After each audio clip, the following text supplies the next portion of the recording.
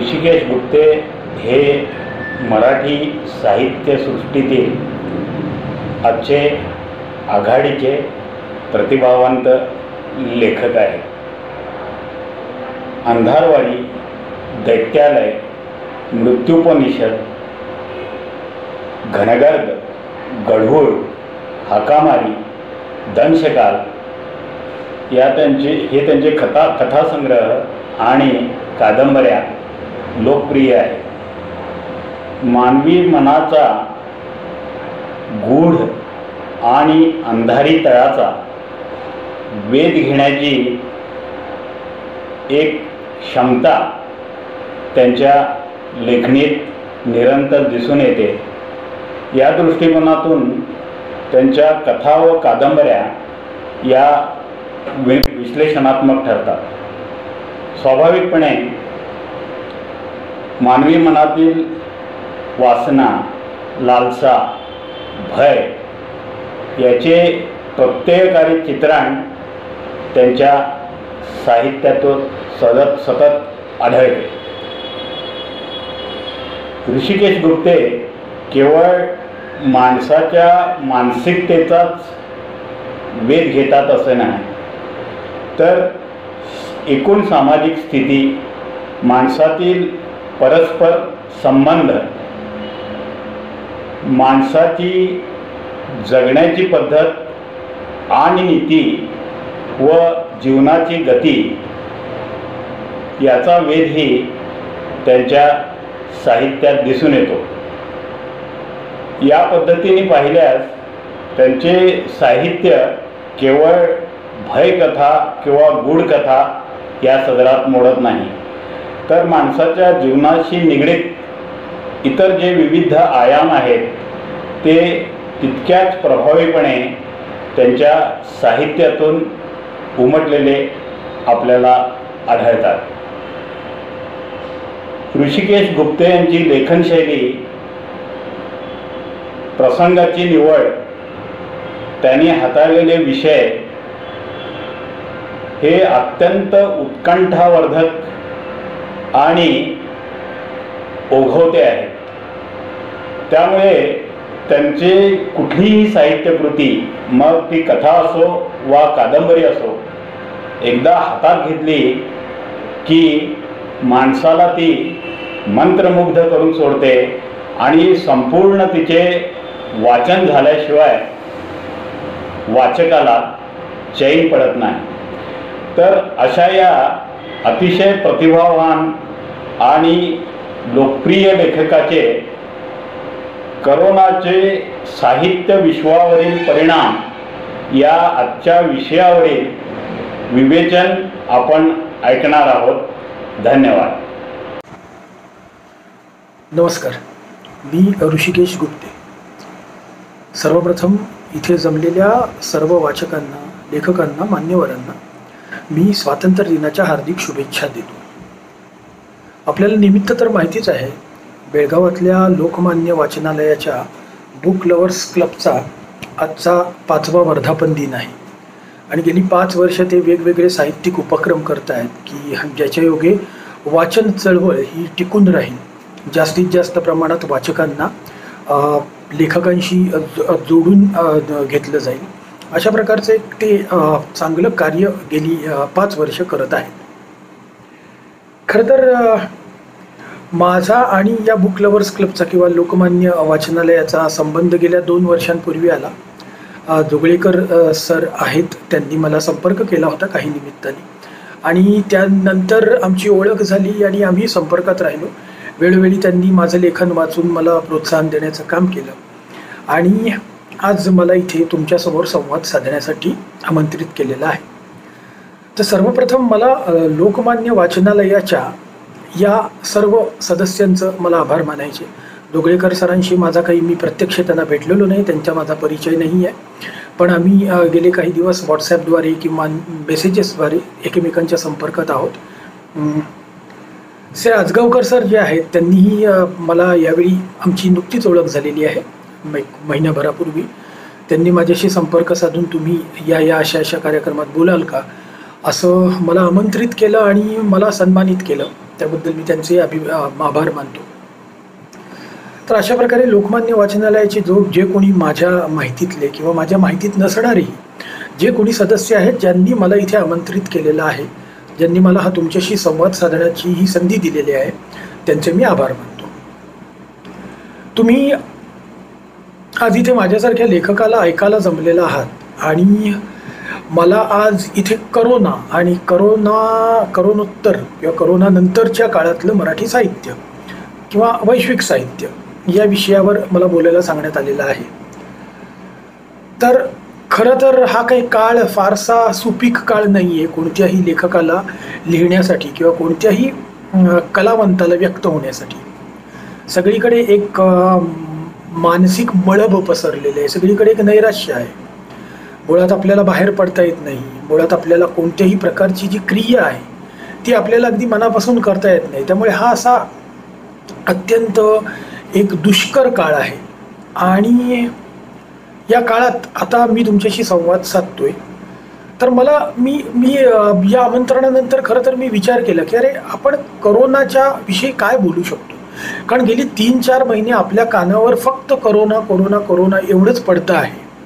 त्या पलीकडे आपण काही विचारही करू शकत नव्हतो. आपण सकाळी उठल्यापासून ते रात्री झोपेपर्यंत आपल्या मनात फक्त हाच एक विचार आहे, याच्याशी संबंधित बातम्याच आपल्या कानावर पडत आहेत, याच्याशी संबंधित लेख म्हणा किंवा याच्याशी संबंधितच प्रत्येक गोष्ट आपली सध्या आपण या गोष्टीचा पूर्ण परिणाम आपल्या आयुष्यावर झालेला आहे. पण हे निमित्त आहे ना, हे मला फार योगायोगाने हे निमित्त मला फार स्वातंत्र्य दिन आणि कोरोना या दोघांची जेव्हा मी सांगड घातली, अरे आपल्याला स्वातंत्र्य दिनाच्या निमित्ताने बोलायचं आहे आणि आपल्याला करोनाविषयी बोलायचं किंवा करोनामुळे परिणाम झालेल्या एकूण मराठी साहित्यावर बोलायचे, वैश्विक साहित्यावर बोलायचे, मला योगायोगाची फार गंमत वाटली. म्हणजे या स्वातंत्र्य दिनी खऱ्या अर्थाने मला असं वाटतं की आपल्याला सगळ्यांनाच स्वातंत्र्याची किंमत कळलेली आहे. बरं, सध्या आपण पारतंत्र्यात राहतोय का, तर तांत्रिकदृष्ट्या असं म्हणता येणार नाही बिलकुल की आपण पारतंत्र्यात राहतोय. पण आपण पूर्णतः आपलं स्वातंत्र्यही उपभोगतोय का, हा प्रश्न जर का आपण आपल्यालाच विचारला तर काय उत्तर आहे त्याचं. म्हणजे आपल्या फिरण्यावर निर्बंध आहेत. हे निर्बंध कुठल्याही हुकुमशाहीमुळे लादले गेलेले नाही आहेत. हे निर्बंध करोना नामक एका आक्रमक व्हायरसच्या जो धोका आक्रमक व्हायरसमुळे जो धोका आपल्यासमोर उभा राहिलेला आहे, त्या धोक्यापासून आपल्याला सुरक्षित ठेवण्यासाठी आपल्या सरकारने आपल्यावर हे निर्बंध घातलेले आहेत. किंबहुना आपणच आपल्यावर हे निर्बंध घातलेले आहेत. आपल्याला बाहेर पडता येत नाही, आपल्याला फिरता येत नाही, आपल्याला व्यक्त होता येतंय. पण केवळ व्यक्त होणं किंवा अभिव्यक्ती हेच एक स्वातंत्र्य आहे का. आपल्याला हवं तेव्हा हवे त्या ठिकाणी जाता यावं, आपल्याला मोकळा श्वास घेता यावा, असं वातावरण बाहेर आहे का. बाहेर नाही असं वातावरण. बाहेर कोणत्याही प्रकारचं जनजीवन हे सध्या सुरळीत नाही आहे. बाहेरच्या जनजीवनाला सुरळीत म्हणायचं झालं तरी ती जी एक नेहमीची ऊर्जा बाहेरच्या जनजीवनात होती, जी आपल्याला सातत्याने मिळत होती आणि ज्या ऊर्जेची आपल्याला कधी किंमतच नव्हती. बाहेरचं जनजीवन सुरळीत चालू असल्यानेही आपल्या प्रत्येकाच्या जगण्याला एक ऊर्जा मिळत असते आणि त्या ऊर्जेची किंमत आपल्यापैकी कुणालाही कधीही नव्हती असं मला वाटतंय. कारण त्या ऊर्जेची किंमत आत्ता आपल्याला जाणवते. तर स्वातंत्र्य म्हणा कोणत्याही प्रकारचं, त्याची किंमत खऱ्या अर्थानं जाणवण्याचा हा काळ आहे. म्हणजे 47 साली तर माझा जन्म झाला नव्हता, त्यामुळे मी पारतंत्र्य काही पाहिलं नाही. पण स्वातंत्र्य हवं, सर्व प्रकारचं स्वातंत्र्य हवं. मग ते अभिव्यक्तीचं असो, फिरण्याचं असो किंवा एका अर्थी आपल्याला जगण्यासाठीचं स्वातंत्र्य हवं. तर या स्वातंत्र्याची किंमत सध्याच्या काळात मला वाटतं कळते आपल्याला. आणि हे स्वातंत्र्य जे करोनाने आपलं हिरावून घेतलेलं आहे, त्या करोनाच्या निमित्ताने आता या पुढचा जो संवाद आहे, एकूण साहित्य, एकूण कला, एकूण मराठी साहित्य आणि या करोनाचे या साहित्यावर होणारे परिणाम, या सगळ्याशी संबंधित आता मी तुमच्याशी काही गप्पा मारणार आहे. मी काहीही टिपणं काढलेली नाहीत किंवा मी काहीही कोणत्याही प्रकारचा निबंध लिहिलेला नाही आहे. यासाठी मी म्हटलं जे जे आपल्याला सुचेल आणि जे जे आपल्याला वाटेल त्यावेळी ते आपण बोलू.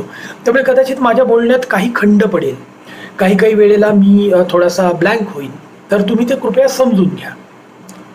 तर आपण आता पुन्हा एकदा आपल्या मुख्य मुद्द्यावर येऊ. करोनानी खरंच कलेवर काही फार मोठा घाला घातलेला आहे का? माझं उत्तर सरळ सरळ आहे, हो. तर आता ते कसं ते आपण पाहूया. तर असं आहे की जगात जेव्हा जेव्हा कोणत्याही प्रकारची आपत्ती येते, मग ती जैविक आपत्ती असो, नैसर्गिक आपत्ती असो किंवा युद्धासारखी माणसानं माणसावर ओढवलेली आपत्ती असो, त्या प्रत्येक आपत्तीने जनजीवन म्हणा, सामान्य माणसं म्हणा, ही प्रभावित होतच असतात. त्या आपत्तीचा परिणाम जो आहे थेट भला बुरा, आपत्तीचा परिणाम शक्यतो भला होत नाही, तो बुराच परिणाम असतो. पण मी इथे एक शब्द म्हणून वापरतो की भला बुरा परिणाम कोणताही होत असेल तर तो जनजीवनावर आणि प्रत्येक सामान्य माणसावर हा आपत्तीचा परिणाम हा सतत होतच असतो. मुळात जगात जेव्हा जेव्हा आपत्ती येते ना, तेव्हा माणसात दडलेली एक अभिव्यक्त होण्याची जी एक बाजू असते ना, ती उफाळून येत असते. आपत्ती येते तेव्हा माणसाचं जे जनजीवन आहे, आपलं जे सुरळीत चाललेलं जे जीवन आहे, ते जीवन विस्कळीत होतं आणि सरळ सरळ त्या विरोधात कोणताही व्यक्ती, कोणताही मनुष्य प्राणी हा नकळतपणे, त्याच्याही नकळतपणे बंड करून उठतो. मला वाटतं कलावंत किंवा कला ही जी बाजू आहे, ही कलावंत किंवा कला ही जी बाजू आहे, ही माणसाच्या अभिव्यक्तीचीच एक वेगळी बाजू आहे. ती कलात्मक बाजू असेल, पण ती मुळात त्यामागे माणसाची अभिव्यक्ती दडलेली आहे. आणि ही जी उफाळून येणारी अभिव्यक्ती आहे, ती उफाळून येणारी अभिव्यक्ती जी आहे, ती कोणत्याही प्रकारे जेव्हा तिला दाबून टाकलं जातं तेव्हा ती व्यक्त होतेच. मग ती व्यक्त होताना एखादी कविता म्हणून ती पुढे येत असेल, एखादं चित्र म्हणून पुढे येत असेल, एखादा लेख, एखादी कादंबरी, एखादा सिनेमा, तर अभिव्यक्ती जी आहे ती तिचं जे वर येणं आहे ते कायम कोणत्याही आपत्तीच्या वेळी हे घडतच असतं आणि ते कुठल्याही आपत्तीला तो अपवाद नाही. तर या आपत्तीच्या विरोधात जी व्यक्ती अभिव्यक्त होते तो मला असं वाटतं की तो कलावंत आहे. कारण कलावंतांची जी रेंज आहे, आपण हा बाबा सामान्य कलावंत, हा काही खूप मोठा कलावंत, कलावंतांच्या रेंजमध्ये सगळेच आले. चित्रकार आले, लेखक आले, कवी आले, पत्रकार आले. प्रत्येक कला ही जी आहे ती कलेचा जो स्पेक्ट्रम आहे, कलेची जी रेंज आहे ती अत्यंत मोठी आहे. आणि मला वाटतं इथे मी केवळ लेखन किंवा केवळ साहित्य किंवा केवळ मराठी साहित्य याविषयी न बोलता या सर्व अंगांनी थोडंफार बोलणार आहे, कारण मी मुक्त बोलणार आहे आज. तर मला असं वाटतं की लेखक, कवी, चित्रकार, पत्रकार किंबहुना सगळेच कलावंत जे आहेत ना, ते स्वतः दडलेल्या कलात्मक अंगाचा आविष्कार करत या आपत्तीचा धिक्कार करतच असतात. आता कोणताही मुक्त माणूस जो असेल त्याच्यावर जर का एखादं संकट जर का आलं, एखादी दडपशाही झाली, एखादी हुकुमशाही झाली, तर कोणताही सामान्य माणूस जो आहे तो सरळ सरळ व्यक्त होऊन त्याच्यातली जी कलात्मक बाजू आहे ती तो वर आणतो. तर कोणत्याही प्रकारची जेव्हा आपत्ती येत असते किंवा कोणत्या प्रकारचं वैश्विक संकट येत असतं, तेव्हा ते संकट जे आहे किंवा ती जी आपत्ती आहे ती कायमच कोणत्याही कलावंतासाठी ह्या एक प्रकारचा नवा कॅनव्हास तयार करत असते. आणि त्या नव्या कॅनव्हासवर तो त्याच्या प्रतिभेच्या साह्याने नव्या प्रकारच्या कलाकृती आहेत त्या रचत असतो. मग तो लेखक कादंबरी करेल, कवी कविता करेल, चित्रकार चित्र करेल किंवा एखादा सिने कलावंत जो आहे किंवा एखादा सिनेमा बनवणारा एखादा दिग्दर्शक आहे तो एखादा सिनेमा बनवेल. तर कलावंत आपत्तीच्या सुपीक जमिनीतून प्रतिभेची लागवड करत कायम कलाकृतीचे सुपीक पीक काढत असतात असं मला वाटतं. आपत्ती मुळात काय करते? आपत्ती अशा अनेक संधी ज्या आहेत ना ती लेखकाला उपलब्ध करून देत असते. आपत्ती म्हणजे नेमकं काय असतं की एखादी आपत्ती आपल्यावर येते, एखादं संकट आपल्यावर येतं, तेव्हा काय होत असतं? एक सुनियोजित पद्धतीने आपण आपलं एक जनजीवन चालू ठेवलेलं असतं. जगाचा रहाट जो आहे तो अत्यंत सुनियोजित पद्धतीने आपण चालू ठेवलेला असतो. त्या पद्धतीने ते जग आहे ते चालू राहत असतं. छोटे मोठे अपघात हे जगात कायम घडत असतात. पण अशी एखादी आपत्ती जेव्हा येते, मोठी आपत्ती की ज्याच्यामुळे जगाचा एक मोठा हिस्सा, जगाचा एक मोठा घटक त्याच्यामुळे अफेक्ट होतो, त्यावेळी त्याला आपण वैश्विक आपत्ती असं म्हणू शकतो. तर जेव्हा जेव्हा ही आपत्ती येते, ती आपत्ती सुनियोजित चाललेलं जे जनजीवन आहे ते विस्कळीत करते. ही आपत्ती जी आपण ठरवून ठेवलेली जगण्यातली शिस्त असते ना, त्या जगण्यातल्या शिस्तीला ती धक्का पोचवते. जगण्यात केओस आणते, जगण्यात गोंधळ आणते. कोणत्याही कलावंतासाठी ना हा गोंधळ किंवा हा केओस जो आहे ती एक संधी असते. आता संधी कशा प्रकारची, तर त्यातून तो नव्या नव्या प्रकारच्या स्वतःच्या कलाकृती रचू शकतो. किंबहुना कोणताही कलावंत हा सामान्यतः केऑटिक नसलेली परिस्थिती त्याच्या प्रतिमेने केऑटिक बनवतो. याचं उदाहरण घ्यायचं झालं तर अनेक डिस्टोपियन कादंबऱ्यांची आपल्याला उदाहरणं पाहता येतील. म्हणजे परदेशी कादंबऱ्या पाहिल्या, डिस्टोपियन पार्श्वभूमीवरच्या परदेशी कादंबऱ्या, तर यात मार्गारेट ॲटवूडची हँडमेड स्टेल आहे, मुराकामीची IQ 84 आहे, जॉर्ज ऑरवेलची 1984 आहे, जॉर्ज ऑरवेलचीच फॅरेनहाईट 451 आहे. उदाहरणं खूप आहेत. लॉर्ड ऑफ द फ्लाईज आहे, की ह्याच्यात छोट्या छोट्या घटकांपासून ते पूर्णतः एका विश्वावर किंवा ब्रह्मांडांवर येणारं मोठं संकट आणि त्या ब्रह्मांडावर आलेल्या मोठ्या संकटातून मानव जाती ही कशी बाहेर पडते किंवा मानव जातीने त्याच्या विरोधात दिलेला लढा, या पार्श्वभूमीवरच्या या सर्व कादंबऱ्या आहेत. आणि याचा एकूण मानवी जनजीवनावर झालेला भलाबुरा परिणाम आणि त्यातून मानवाचं बदलत गेलेलं भविष्य, मानवाची बदलत गेलेली विचारसरणी, यावर या प्रकारच्या कादंबऱ्या आहेत त्या भाष्य करतात. म्हणजे या सगळ्या कल्पित कथा आहेत, या सगळ्या कल्पित कादंबऱ्या आहेत. म्हणजे लेखकानं स्वतःच्या कल्पनेतून अशा प्रकारची एक परिस्थिती जी आहे ती तयार केलेली आहे आणि त्या तयार केलेल्या परिस्थितीवर त्याने कल्पनेतून तयार केलेल्या जी संकटाची परिस्थिती आहे, जी आपत्तीची परिस्थिती आहे, त्याच्यावर तो त्याच्या सगळ्या त्या कादंबरीतला घटनाक्रम, त्या कादंबरीतली सगळी पात्र, त्यांचं जीवन, त्यांच्या जीवनावर या आपत्तीने केलेला परिणाम, या सगळ्याचं बांधकाम लेखक स्वतःच्या प्रतिभाशक्तीने करतो. बरं, इथे फक्त काही कादंबरीची उदाहरणं बघता नाही येणार आपल्याला. आपण अनेक सिनेमे बघतो की ज्याच्यात काहीतरी, ज्याला ॲपोकॅलिप्टिक सिनेमे आपण म्हणतो, की जगावर आलेलं मोठं संकट आहे आणि त्या संकटातून वाचण्यासाठी ज्या प्रकारे मानवजाती प्रयत्न करते, त्या प्रयत्नांचं अत्यंत धीरोदात्तपणे केलेलं जे चित्रण आहे, अत्यंत प्रभावीपणे केलेलं चित्रण आहे ते आपण पाहतो. आता यात वॉर ऑफ द वर्ल्ड्स आहे, इंडिपेंडन्स डे आहे, खूप सिनेमे आहेत. आता अगदी जैविक आपत्तीच्या बाबतीतले सिनेमे बघायचे झाले तर कॉन्टेजियन नावाचा सिनेमा आहे. असे सिनेमेही अनेक आहेत. म्हणजे थोडक्यात कलावंत काय असतो, कोणताही कलाकार जो असतो, कलावंत जो असतो, तो संदेश शोधत असतो कोणत्याही प्रकारची नव्या पद्धतीचा कॅनव्हास तयार करण्यासाठी. आता करोनाने नेमकं काय केलेलं आहे, आपण आत्तापर्यंत जे काही सिनेमांमध्ये पाहत होतो किंवा आत्तापर्यंत आपण जे काही कथा कादंबऱ्यांमधनं पाहत होतो, करोनाने त्या प्रकारची परिस्थिती जी आहे ती निर्माण करू पाहण्याची चिन्ह तयार केलेली आहेत असं मला वाटतंय. तर मग लेखक कलावंतांसाठी ही संधी आहे का?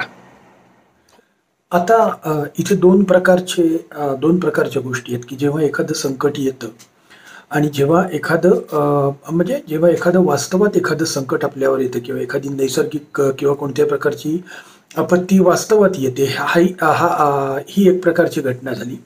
आणि दुसऱ्या प्रकारची घटना आहे की जी आपल्या कल्पनेतून लेखक तयार करतो, अशी एक दुसऱ्या प्रकारची आपत्ती असते. पण मुळात अशा दुसऱ्या प्रकारच्या आपत्तीची अनेक आपल्या कल्पनेतून आपत्ती निर्माण करायची आणि त्या कॅनव्हासवर एक घटनाक्रम फुलवायचा, अशा प्रकारच्या घटना अशा प्रकारच्या कथानक आणि कादंबऱ्या ह्या परदेशी वातावरणात बऱ्याच प्रमाणात झालेल्या आहेत. पण आता या करोनानी परिस्थिती अशी निर्माण केलेली आहे की एक वास्तवातलं संकट आपल्यावर आलेलं आहे आणि या संकटामुळे जी एक खरीखुरी एरवी जे संदर्भ घ्यावे लागतात लेखक आणि कलावंतांना, ते संदर्भ या करोनाच्या संकटानं आयते निर्माण केलेले आहेत आणि आयते आपल्यासमोर ठेवलेले आहेत ते संदर्भ. मग या करोनाच्या पार्श्वभूमीवर, या करोनाच्या संकटाच्या सगळ्या कॅनव्हासवर खरंच एखादी कलाकृती निर्माण करणं लेखकासाठी किंवा कलावंतासाठी सोपं आहे का? आता लक्षात घ्यायचं की कोणतीच गोष्ट सोपी नसते, म्हणजे कोणतीही गोष्ट सोपी नसते आणि लेखकासाठी लिखाण ही तर मुळातच बिलकुलच सोपी गोष्ट नसते. मग लेखक एकतर कायम लिखाणासाठी झटत असतो आणि त्याला तो संघर्ष जो लिखाणाचा आहे तो कायमच करत राहायचा असतो. तर मला असं वाटतं की आता सर्व माझ्या आज मी जो तुमच्याशी संवाद साधतोय या संवादाच्या निमित्ताने बुक लव्हर्स क्लबकडनं मला एक प्रश्नावली आलेली आहे आणि त्या प्रश्नावलीत काही प्रश्न माझ्यासमोर त्यांनी मांडलेले आहेत आणि या प्रश्नांच्या निमित्ताने मला इथे चर्चा करायची आहे. तर त्या प्रश्नांकडे मी येतोच आहे, पण त्याआधी मला तोच प्रश्न मी आता मुळात पहिला प्रश्न जो आहे तो मी तोच घेतो की मग काय फरक असेल की एखादी आपत्ती जी आहे ती एखाद्या लेखकाने कल्पनेतून तयार करणं आणि एखादी नैसर्गिक आपत्ती जी वास्तवात आज जगासमोर उभी आहे त्या आपत्तीच्या पार्श्वभूमीवर एक कथा कादंबरी लिहिणं. तर मला असं वाटतं काय की एखादी काल्पनिक आपत्ती निर्माण करणं ही याचे सर्व संदर्भ हे पूर्णतः लेखकाच्या हातात असू शकतात. त्याचं जे नियंत्रण आहे ते पूर्णतः लेखक किंवा कलावंताच्या हातात असू शकतं. तो त्याला हव्या त्या पद्धतीने ती जी आपत्ती आहे किंवा ते जे संकट आहे त्या संकटाला तो त्याला हव्या त्या पद्धतीने कोणत्याही दिशेने नेऊ शकतो. त्या संकटावरचं नियंत्रण हे त्या लेखकाच्या प्रतिभेच्या अधीन असतं. म्हणजे त्याला हवं त्या पद्धतीने तो ते संपवू शकतो. त्याला हवं त्या पद्धतीने ती आपत्ती आहे ती नियंत्रणात आणू शकतो, तिच्यावर अंकुश ठेवू शकतो, तो संपवू शकतो. आता वास्तवातल्या या करोनाच्या आपत्तीचं जे नियंत्रण आहे ते लेखकांच्या किंवा कलावंतांच्या हातात आहे का, हा सर्वात मोठा प्रश्न आहे. तर इथे मला वाटतं इथे हा एक खरा महत्वाचा प्रश्न उभा राहतो. आणि दुसरी गोष्ट अशी आहे की जेव्हा लेखक एखाद्या कल्पनेतली एखादी आपत्ती तयार करतो तेव्हा त्याला वास्तवात म्हणजे मुळात त्याला त्या आपत्तीमुळे होणारं जे विस्कळीत जनजीवन आहे किंवा त्या आपत्तीचा जो परिणाम जनजीवनावर होतोय त्यातून त्याला स्वतःला प्रत्यक्षात जावं लागत नसतं. तो फक्त कल्पनेतून ती आपत्ती तयार करतो आणि त्यातून तो कल्पनेतच जातो. आत्ताचा जो करोनाचा काळ आहे त्यातून प्रत्येक लेखक कलावंत हा त्यातून जातो आहे आणि तो त्यातून जात असताना ती आपत्ती जी आहे त्या आपत्तीला तो तोंड देत असताना अशा प्रकारच्या वातावरणात मग खरंच करोनावर आधारित किंवा या आपत्तीवर आधारित लेखकाला शक्य आहे का? तर हा खूप आयाम असलेला आणि खूप वेगवेगळे पदर असलेला प्रश्न आहे. मला वाटतं हे तितकंसं सोपं नाहीये. मला असं वाटतं कोणत्याही लेखकासाठी तो जोपर्यंत ज्या मुद्द्यावर तो लिहितोय त्या मुद्द्याकडे किंवा त्या घटनेकडे किंवा त्या एकूण प्रसंगाकडे त्या कालखंडाकडे जोपर्यंत तो नीट त्रयस्थपणे पाहू शकत नाही तोपर्यंत मला वाटतं त्या लेखकाला किंवा कलावंताला त्या एका घटनेविषयी नीट विचार करून लिहिणं किंवा त्याच्या प्रतिभेचे वारू जे आहेत ते पूर्णतः सैल सोडून लिहिणं थोडंसं कठीण असू शकतं. मी अशक्य म्हणत नाही. अनेक लेखक कलावंत असे असतील की जे लिहितीलही, जे अशा प्रकारच्या कलाकृती निर्माण करतीलही. माझं वैयक्तिक मत असं आहे की जोपर्यंत हा करोना कालखंड संपून त्या कालखंडातून लेखक कलावंत म्हणून आपण लोक बाहेर पडत नाही तोपर्यंत या कालखंडाकडे त्रयस्थ नजरेने पाहणं, एका न्यूट्रल नजरेने पाहणं आणि त्यानंतर या कालखंडाचा वापर कॅनव्हास म्हणून करून त्या कॅनव्हासवर आपल्याला हवी ती कलाकृती चितारणं हे जोपर्यंत हा कालखंड संपत नाही, या कालखंडातून आपण बाहेर येत नाही तोवर थोडंसं कठीण आहे. असं आता या कोरोनाच्या संकटाच्या अनुषंगाने मला जे काही प्रश्न बुक लव्हर्स क्लबकडनं पाठवण्यात आलेले आहेत त्याची मी थोडी चर्चा करतो. मला पहिला प्रश्न असा विचारलेला आहे की कोरोनाचा जागतिक साहित्यावर काय परिणाम होईल. आता नेमका कोरोनाचा जागतिक साहित्यावर काय परिणाम होईल याचा नेमका आत्ता आढावा घेता येणार नाही. परिणाम होईल हे नक्की, कारण कोणतीही कला किंवा कोणताही व्यवसाय किंवा कोणतीही जगरहाटीत बसणारी प्रत्येक गोष्ट ही आता करोनामुळे प्रभावित होते आहे. तर त्याचा जागतिक साहित्यावरही परिणाम होईल. जागतिक साहित्यात याचे काही पडसाद दिसतील का तर 100% दिसतील. कदाचित पुढच्या काही काळात ज्या काही कथा कादंबऱ्या येतील त्यांच्या कॅनव्हासवर करोनाचा काळ हा नक्कीच असेल किंवा करोनामुळे अफेक्ट झालेला काळ हा नक्कीच असेल. त्यामुळे करोनाचा परिणाम हा जागतिक साहित्यावर होईल, तो भलाबुरा कशा पद्धतीने होईल हे आपल्याला पाहावं लागेल. हे संकट किती लवकर या संकटावर आपण नियंत्रण मिळवतोय त्यावर ते अवलंबून आहे.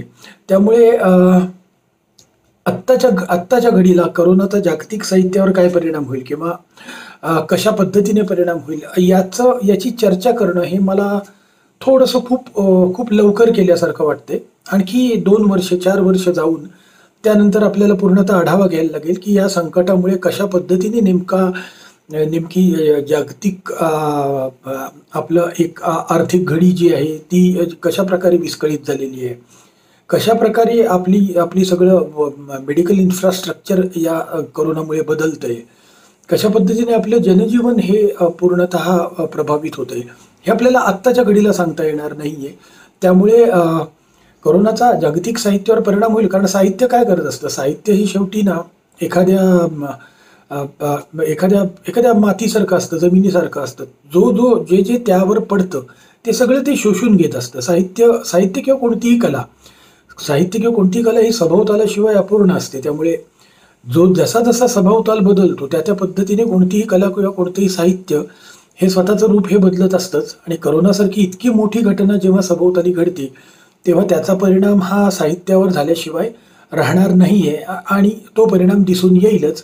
फक्त तो परिणाम कशा प्रकारचा दिसतोय हे आपल्याला पाहावं लागेल. आता पुढचा प्रश्न मला विचारलाय की वाचकांची अभिरुची या संकटामुळे बदलेल का? काय बदल होतील की होणार नाहीत? मला वाटत नाही की वाचकाची अभिरुची या संकटामुळे बदलेल. या अभिरुची ही मुळात काय आहे? अभिरुची ही विकसित झालेली एक टर्म आहे. एकतर मुळात रुची आणि त्यानंतर अभिरुची असा तो प्रवास आहे. तर मुळात ज्यांना वाचनाची रुची आहे किंवा ज्यांना कोणत्याही प्रकारच्या कलेचा आनंद घेण्याची रुची आहे आणि ती रुची घेता घेता त्या रुचीचं रूपांतर ज्यांच्या अभिरुचीत झालेलं आहे त्यांची अभिरुची काही बदलणार नाहीये. अभिरुची उलट कायम राहते. कदाचित ती अभिरुची आहे ती उलट तिला जास्त पैलू प्राप्त होतील. या काळात नवं वाचायला मिळण्यासाठी कदाचित वाचकांची धडपड जास्त असेल, त्यांची भूक ही या काळात जास्त जागृत होईल आणि या जागृतीतून जो काही एक नव्या प्रकारच्या अभिरुचीची आसक्ती तयार होईल, त्या आसक्तीतून मला वाटतं उलट जास्त चांगल्या कलाकृती घडतील, जास्त चांगलं लेखन घडलं जाईल. त्यामुळे अभिरुचीवर परिणाम जो आहे तो मला वाटत नाही की अभिरुची बदलेल. पण अभिरुचीचं जे एक्सपोजर आहे ते एक्सपोजर जास्त वाईड होईल. मला आत्ता नेमकं हे कोणत्या मराठी शब्दात सांगावं मला आता कळत नाहीये, पण एक्सपोजर जे आहे मला वाटतं अभिरुचीचं ते जास्त वाढेल. अभिरुचीचं जे एक्सपोजर आहे ते जास्त प्रमाणात वाढेल आणि त्या वाढलेल्या एक्सपोजरमधून उलट वेगवेगळ्या प्रकारच्या लेखनाला जन्म मिळेल. कारण काय आहे की जशी अभिरुची वाढते, कोणताही समाज जो आहे तो ज्याप्रमाणे कलावंतासोबत चालत असतो त्याचप्रमाणे तो त्या कलावंताला एक ॲप्रिसिएशन देणाऱ्या त्याच्या प्रेक्षकासोबत किंवा त्याच्या रसिकांसोबतही चालत असतो.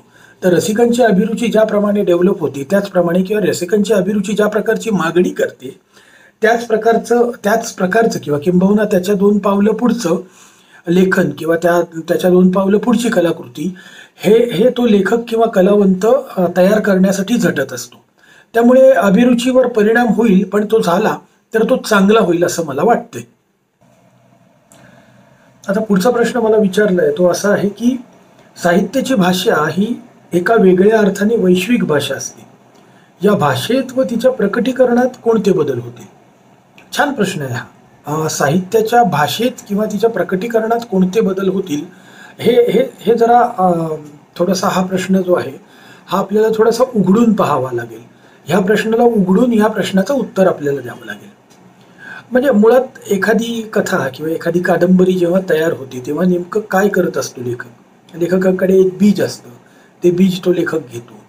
त्या बीजाला जास्त उलगडून दाखवण्यासाठी त्या बीजाच्या अवतीभोवती पात्रांची रचना लेखक करतो. पात्रांची रचना लेखकानं केल्यावर ते जे बीज आहे ते बीज किंवा ती पात्र आणि त्या पात्रांच्या अनुषंगाने घडणारा सगळा घटनाक्रम आहे तो घटनाक्रम कोणत्या भागात घडणार आहे, कोणत्या प्रदेशात घडणार आहे, याची एक पार्श्वभूमी लेखक तयार करतो. तो शहरात घडतोय, तो गावाकडे घडतोय का, तो परदेशात घडतोय, तो समुद्रावर घडतोय का, अजून कुठे घडतोय, या प्रकारची एक पार्श्वभूमी लेखक तयार करत असतो, रंगवत असतो. तर आता मी स्वतःचं उदाहरण देऊन एक सांगतो की मधल्या करोनाचं जेव्हा संकट सुरू झालं आणि तात्काळ जेव्हा मी लेखनाला सुरुवात केली, म्हटलं आता वेळ आहे, आपण थोडंसं लिखाण करूया. आणि त्या लेखनाला सुरुवात करत असताना माझ्या डोक्यात जी काही कथाबीजं होती, त्या कथाबीजांचा वापर करत असताना ती कथा म्हणजे त्याचा जो घटना आहेत, त्या ज्या घटना आहेत किंवा त्याची जी पार्श्वभूमी आहे ती सतत करोनापूर्व काळच मी त्या घटनाक्रमात घेत होतो. करोनापूर्व काळ म्हणजे करोना संकट येण्याच्या आधीचा काळच घेत होतो, कारण त्याला इतका आपण सरावलेलो असतो त्या काळाला आपण इतके आपण रुळलेलो असतो त्या काळाला की तो काळ घेतल्याशिवाय मला पुढे सरकताच येईना. इनफॅक्ट या करोना विषयावर काही लिहिता येईल का, करोना विषयाच्या अनुषंगाने काही कथा कादंबरी लिहिता येईल का, अशी विचारणाही मला जेव्हा झाली तेव्हा मला सुचेच ना. मला ह्या करोनाच्या पार्श्वभूमीवर म्हणजे लक्षात घ्या, आपल्या आता ही माझ्या मागची जी भिंत आहे त्या मागच्या भिंतीवर समजा एक पडदा टांगलेला आहे. तो पडदा जो करोनापूर्व काळाचा पडदा आहे, त्या करोनापूर्व काळाच्या पडद्याची मला इतकी सवय झालेली आहे की तो पडदा हटवून तिकडे करोनाचा पडदा आणायचा आणि लेखन करायचं, हे मला काही काळ खूप अशक्य झालं होतं. पण आता जसे 3, 4, 5 महिने होऊन गेले तसं एक जाणवायला लागलं की हो, आता ही करोनाची जी पार्श्वभूमी आहे, ही जी हा जो करोनाचा जो पडदा आहे, हा करोनाचा पडदा खरंच आता तयार झालेला आहे. म्हणजे याच्या आधी मी एखादी कथा लिहित असेल आणि माझा नायक समजा बसमधनं प्रवास करत असेल, तर आता मला प्रश्न पडेल, अरे मला नवी कथा लिहायची पण माझा नायक प्रवास कसा करेल, बस सेवा तर बंद आहे. तर झालंय असं की गेल्या 5-6 महिन्यात ह्या करोना काळाची सवय आपल्याला झालेली आहे. ह्या करोना काळाचं सवय झाल्यापेक्षा हा करोना काळ आपल्यात मुरलेला आहे पुरता. या करोना काळाने आपल्या मनावर जो करोना पूर्व काळाचा जो पगडा होता त्याचे रंग बदललेले आहेत. जो आपल्या करोना पूर्व काळाचा आपल्या सगळ्याच जाणीवांच्या मागे जो करोना पूर्व काळाचा एक पडदा होता, त्या जगराहाटीच्या पडद्याचे सगळे रंग आता बदललेले आहेत. तर मला असं वाटतं अशा पद्धतीने साहित्याच्या प्रकटीकरणाची भाषा जी आहे, हा शब्द थोडासा जड असला तरी मला वाटतं की कोणत्याही साहित्याची भाषा बदलत असते ती अशा प्रकारे बदलत असते. तर आता कदाचित पुढच्या साहित्य निर्मितीत थेट करोनामुळे झालेल्या परिणामांचं भाष्य येणार नाही, पण करोना काळाची पार्श्वभूमी असणारी भाषा किंवा पार्श्वभूमी असणारे रंग येतील किंवा असे घटनाक्रम येतील. आणि त्या घटनाक्रमाला धरून आपण जेव्हा सगळ्या वैश्विक साहित्याकडे पाहू तेव्हा एक कालखंड किंवा आपल्याला त्या स्पेक्ट्रममध्ये एक रंग किंवा त्यात एक वर्ण असा असेल त्या वर्णपटात की जो करोनानी ठळक केलेला असेल, हे नक्की आहे. तर मला वाटतं वैश्विक साहित्याची भाषा जी बदलेल ती अशा प्रकारे बदलेल. आता पुढचा प्रश्न फारच छान आहे. विज्ञानावरील विश्वास व श्रद्धा डळमळीत तर होणार नाही ना? मला मुळात वाटतं असं की आपण विज्ञानावर श्रद्धा आपण कधी ठेवलेलीच नसते. म्हणजे बहुतांश जो समाज आहे आपला, तो विज्ञानावर श्रद्धा ठेवून चालत नाही. त्याला विज्ञानाची सवय झालेली असते. त्याला विज्ञानाची सवय झालेली असते. विज्ञानावर आधारित तो सर्व गोष्टींचा उपभोग घेत असतो, पण त्याची श्रद्धा विज्ञानावर नसते. तर मुळात ही श्रद्धा त्यामुळेच डळमळीत होण्याचा जो भाग आहे तो मला वाटत नाहीये. कारण हे जे संकट आलेलं आहे, या संकटातून जो काही मार्ग मिळणार आहे तो विज्ञानच मिळवून देणार आहे. म्हणजे उद्या नवी वॅक्सिन्स येतील, लसी येतील, नवी औषधं येतील आणि त्या योगे जेव्हा या आजाराला जेव्हा आळा बसेल, हा जो साथीचा रोग आहे याला आळा बसेल, तेव्हा ते कोणी मिळवून दिलेलं असेल, ते विज्ञानानेच मिळवून दिलेलं असेल. त्यामुळे विज्ञानावरची श्रद्धा मला बिलकुल वाटत नाही डळमळीत होईल. उलट अशा प्रकारची आक्रमणं जेव्हा येतात, अशा प्रकारच्या घटना जेव्हा घडतात जैविक आपत्तीसारख्या, त्यातून मार्ग काढणं हे फक्त विज्ञानाला शक्य असतं. आणि हे जेव्हा विज्ञानाकडून जेव्हा लस येईल आणि या रोगावर पूर्ण आळा बसेल आणि जेव्हा आपली जी जगराहाटी आहे ती पुन्हा एकदा सुरळीत चालू होईल, तेव्हा लोक जेव्हा मागे वळून बघतील तेव्हा त्यांना कळेल की हे सगळं जे पॉसिबल झालेलं आहे, या सगळ्या हे शक्य झालेलं आहे, या आजारावर नियंत्रण मिळवणं हे विज्ञानामुळे झालेलं आहे. आणि विज्ञानावरची त्यांची श्रद्धा डळमळीत होण्यापेक्षा उलट जास्त त्यांची श्रद्धा ही जास्त त्यावर बसत जाईल, जास्त प्रगाढ होईल ती श्रद्धा. आता याच अनुषंगाने पुढचा प्रश्न आहे, म्हणजे दोन्ही प्रश्न एकमेकांना कॉम्प्लिमेंटरी आहेत. साहित्य निर्मिती अधिक दैववादी, निसर्ग केंद्रित, मनुष्य केंद्रित बनेल काय? साहित्य निर्मिती अधिक दैववादी बनेल काय? तर मला मुळात वाटतं की साहित्याची निर्मिती किंवा साहित्य हे दैववादी असतं का, हे पूर्णतः त्या साहित्यिकावर अवलंबून आहे. म्हणजे तो साहित्यिक ज्या प्रकारच्या विचारधारा त्याची आहे, ज्या प्रकारची विचारसरणीची बैठक त्याची आहे, त्यानुसार त्याचं साहित्य हे दैववादी किंवा निसर्गवादी किंवा मनुष्य केंद्रित असतं. तर मला वाटत नाही की करोनामुळे एखादा माणूस दैववादी होईल.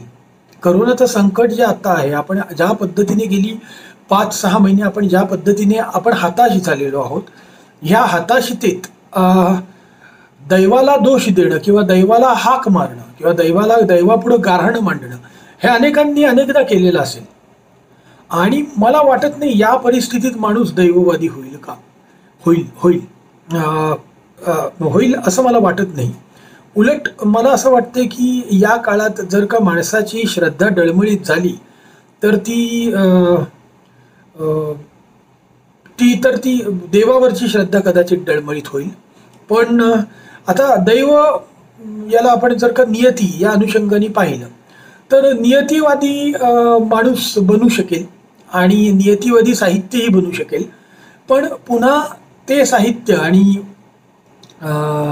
ते कोणत्या प्रकारे त्याचा प्रवाह असेल हे पुन्हा तो साहित्यिक ठरवेल. आणि लक्षात घ्यायचं असं की हा परिणाम जो आहे करोनाचा, हा किती काळ टिकतोय, त्या करोनाच्या काळातून निर्माण होणारी जी पुढची पिढी आहे त्या पिढीकडे खरं तर आपण पाहिलं पाहिजे की ती पिढी कसं बनते.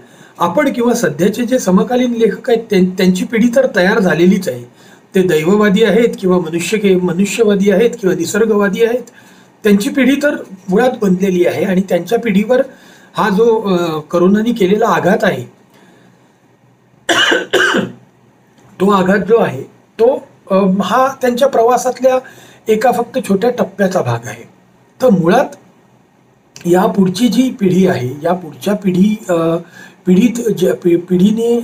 ज्या पद्धतीने या सगळ्या काळाकडे पाहिल, त्या पद्धतीने त्यांची विचारसरणी जशी बनेल त्यावर मला वाटतं या पुढचा सगळा प्रवास जो आहे साहित्य निर्मितीचा तो अवलंबून असेल. आणि राहता मनुष्य केंद्रित तर बनेलच, कारण शेवटी काय आहे की यातून मार्ग जो आहे तो माणसालाच काढावा लागणार आहे. आत्ता जे आपण करोनाविरुद्ध आपण जो लढा देतोय ते आपण माणूस म्हणून आपणच देतोय, वैद्यकीय मदतीने म्हणा, इतर आपण आपापल्यातले नियम पाळून म्हणा. तर त्यामुळे साहित्य निर्मिती मनुष्य केंद्रित बनेल आणि मनुष्य केंद्रित बनणं हे एक चांगलं लक्षण आहे. निसर्ग केंद्रित बनेल का? मला वाटतं निसर्गाचा विचार यापुढे कायम होत राहील. म्हणजे निसर्गाला आपण कशाही पद्धतीने वाकवत राहू या धारणेखाली पुढची कोणतीही कलाकृती ही असेल असं मला वाटत नाही. उलट निसर्गाशी आपण समेट करून राहणं, निसर्गाच्या स्पेसवर आक्रमण न करता आपण जगत राहणं, या प्रकारचे संदेश देणाऱ्या कलाकृतीच किंवा या साहित्यकृतीच यापुढे निर्माण होत राहतील असं मला वाटतं. आता एक असा प्रश्न आहे की करोनाचा बळी पडून ज्यांची शारीरिक, मानसिक, आर्थिक वाताहत झाली त्यांचा उद्रेक साहित्यातून उमटेल का? 100% त्यांचा उद्रेक साहित्यातून उमटणारच आहे. त्यांचाच उद्रेक असं नाही, हे जे काही आत्ता जी काही वाताहत चाललेली आहे, जे काही आता पाहतोय की आता ज्या पद्धतीने आपण या सगळ्यात भरडले जातोय, आता कोणताही साहित्यिक हेच करत असतो, तो सभोवताल बघतो, त्या सभोवतालातून आनंदाचे, दुःखाचे, रागाचे, क्रोधाचे, कोणत्याही प्रकारचे ज्या भावना किंवा जे हुंकार त्यातून उमटत असतात सभोवतालातून, ते सगळे तो टिपत असतो. तर अशा प्रकारच्या कोणत्याही घटनांचे पडसाद त्याच्या लेखनातून उमटतील का? हो, उमटतील. साहित्यिक हा सर्व स्तरात असतो, साहित्यिक हा प्रत्येक ठिकाणी असतो, साहित्यिक किंवा कलावंत म्हणू आपण. आणि तो हा कायम अशा प्रकारचे ओंकार टिपण्यासाठी आसुसलेलाच असतो. त्यामुळे अशा प्रकारच्या घटना, अशा प्रकारच्या ज्या वैयक्तिक हानी आहेत, त्यांच्यातून निर्माण होणारे दुःखाचे हुंकार जे आहेत, ते तो साहित्यिक आणि तो लेखक हे टिपणार आणि त्याचे पडसाद हे उमटणार. फक्त ते आता किती प्रमाणात उमटतायत, त्याचा कॅनव्हास किती मोठा असेल, त्या सगळ्या घटनाक्रमाचा प्रवाह किती मोठा असेल, हे आपल्याला पाहावं लागेल. मला वाटतं एकूणातच, आता मी जरा शेवटाकडे येतो, एकूणातच करोनाकडे पाहताना आपल्याला थोडं करोना आणि कला यांची सांगड घालताना आपल्याला थोडंसं सावकाशीने या सगळ्याकडे बघावं लागणार आहे. मी पुन्हा एकदा मगाशी मांडलेला मुद्दाच पुन्हा एकदा त्याची पुनरावृत्ती करतो की आपण थोडा वेळ द्यायला हवा. आपण अजूनही त्यातून जातो आहोत, आपण अजूनही ती जी संक्रमणावस्था आहे त्या संक्रमणावस्थेच्या मध्ये आहोत. म्हणजे आता खूप काही भाष्य केली गेली की आता करोनापूर्व आणि करोनोत्तर अशा 2 प्रकारात आपण विभागले जाऊ वगैरे वगैरे वगैरे. मला वाटतं आता थोडी घाई होईल. आपल्याला आता थोडं बघावं लागेल की हा करोनाचा जो संक्रमणाचा काळ आहे किंवा करोनानी प्रभावित होण्याचा हा जो काळ आहे, हा किती मोठा आहे, यातून होणारं नुकसान जे आहे ते किती मोठं आहे, हे आपल्याला पाहावं लागणार आहे. तर ह्या नुकसानातून, हे होणारं नुकसान जे आहे त्याचा पूर्णतः आढावा घेऊन, समजा आता आपण असं एक उदाहरण घेऊ की या करोनामुळे एक इकॉनॉमी अफेक्ट झाली, लोकांच्या नोकऱ्या गेल्या किंवा कामधंदे बुडाले किंवा ज्या प्रकारे आपण मंदी मंदी मंदी म्हणतो, पण ती मंदी जी आहे ती खऱ्या अर्थाने आपल्याला जाणवते का, त्याच्या झळा आपल्याला पोचतात का? आपल्याला असं म्हटलं जातं काही 2008-9 साली एक मंदी येऊन गेली, पण आपल्याला ती जाणवली होती का मंदी? मला वाटतं या करोनाच्या या ज्या झळा आहेत त्या आपल्याला इतक्यात जाणवणार नाहीत. तर ही जी संक्रमणावस्था आहे ही संपल्यानंतर त्याच्या झळा आपल्याला जाणवतील.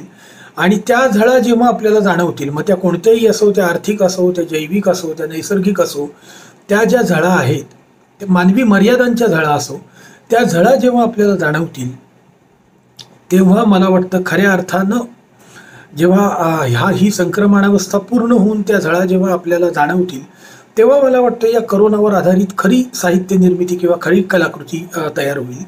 आत्ताच्या काळात जे आहे ते जे तयार होईल ते लेखकांनी किंवा कोणत्याही कलावंतांनी केलेले एक प्रयत्न असतील असं मला वाटतं. हे माझं मत आहे फक्त वैयक्तिक. त्यामुळे मला असं वाटतं करोनावर आधारित काही पुढे कलाकृती तयार होणं, निर्मिती तयार होणं, सकस निर्मिती तयार होणं, यासाठी थोडीशी वाट पाहावी लागेल. याचा कारण हेच आहे की अजून कोरोना पुरता संपलेला नाही, आपण त्यातून बाहेर आलेलो नाही. आपल्याला त्यातून बाहेर येऊन आपल्याला या सगळ्या काळाकडे त्रयस्थपणे पाहता यायला हवं. त्रयस्थपणे पाहिल्यानंतर त्याच्या झळा आपल्याला जाणवायला हव्या. त्यात जर काही त्याच्यातले जे काही दुःखाचे हुंकार आहेत ते हुंकार आपल्याला जाणवायला हवे. आणि ते जेव्हा जाणवतील तेव्हाच कोणताही लेखक किंवा कोणताही कलावंत हा त्याची कलाकृती जी आहे त्या कलाकृतीला तो तेव्हाच पूर्णतः न्याय देऊ शकेल असं मला वाटतं. तुम्ही माझं ऐकून घेतलं बराच वेळ, याबद्दल मी तुमचे आभार मानतो. बुक लव्हर्स क्लबनी मला पुन्हा एकदा इथे आमंत्रित केलं, त्याबद्दल मी त्यांचेही आभार मानतो. अशा प्रकारचा जो संवाद आहे तो काही तितकासा सरावाचा आपल्या नाही आहे की म्हणजे व्हिडिओ रेकॉर्ड करायचा आणि तो पाठवून द्यायचा. त्यामुळे माझ्या लेखनात काही तुम्हाला अडथळे जाणवले असतील किंवा काही गोष्टी जर का बोलताना माझ्या तोंडून काही मी अडखळलो असेल तर त्यासाठी मी तुमची माफी मागतो. तुम्ही मला जे म्हणायचं आहे ते तुमच्यापर्यंत पोहोचलं असेल अशी मी अपेक्षा करतो. आणि पुन्हा एकदा सगळ्यांचे आभार मानून मी हा जो संवाद आहे तो थांबवतो. धन्यवाद. स्वातंत्र्य दिनाच्या पुन्हा एकदा शुभेच्छा.